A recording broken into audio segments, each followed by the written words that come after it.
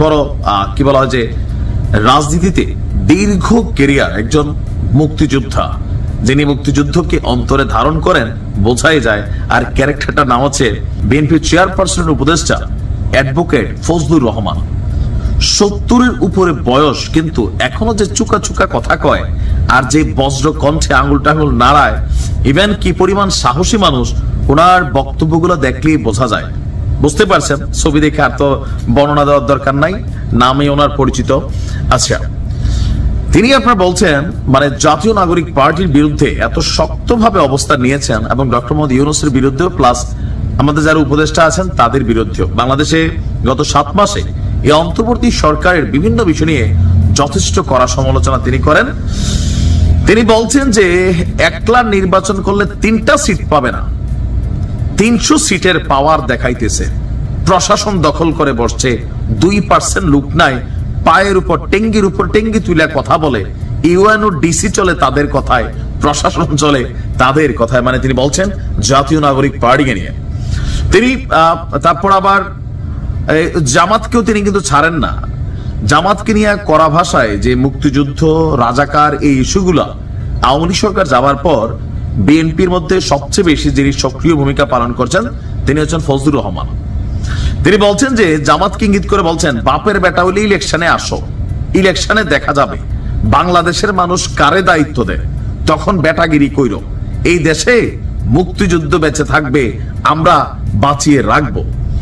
ঈদ পরবর্তী সময় তার বিভিন্ন যে বক্তব্যরা, এবং তিনি কঠিন ভাবে বলছেন, আপনারা যদি ভাবেন রাজাকারের সন্তানরা এই দেশ শাসন করবে, ভুলে যান, আহারে শেখ হাসিনার পরিণতি দেখা নাই। তবে তৎকালীন প্রেক্ষাপটে রাজাকার বলার আজকের দিনে রাজাকার বলার মধ্যে একটা পার্থক্য তৈরি হয়েছে, যার কারণে তিনি কিন্তু একাধারেই বলে যাচ্ছেন। তিনি বলছেন, আমি মৃত্যুর আগ পর্যন্ত মুক্তিযুদ্ধের কথা বলে যাব। এই দেশ মুক্তিযোদ্ধাদের দেশ। আপন ভাইয়ের সন্তানের জ্বালায় জান বাঁচে না, আবার সৎ ভাইয়ের সন্তানেরা আসছে, এরা কারা?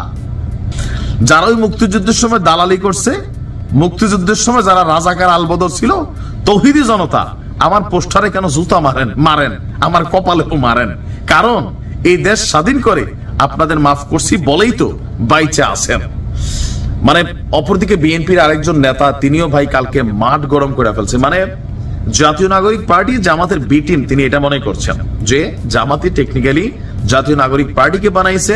ইভেন এই আন্দোলন পরবর্তী যতগুলো রাজনৈতিক প্রেক্ষাপট পরিবর্তন হচ্ছে নির্বাচনের বাহিরে, তিনি বলছেন যে আমি একমাত্র নির্বাচনের জন্য কথা বলে যাচ্ছি বিএনপির মধ্যে শক্তভাবে।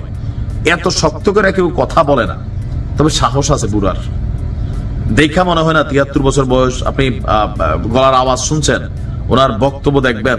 ইতিমধ্যে আওয়ামী লীগের নেতা কর্মীদের কাছে তিনি অনেকটা জনপ্রিয়তা পেয়েছেন। এই মুহূর্তে বাংলাদেশে একটা ট্রেন্ড আছে, ইউনূস সরকারের বিরুদ্ধে যারাই কথা বলবে আওয়ামী লীগ তাদেরকে খাচ্ছে।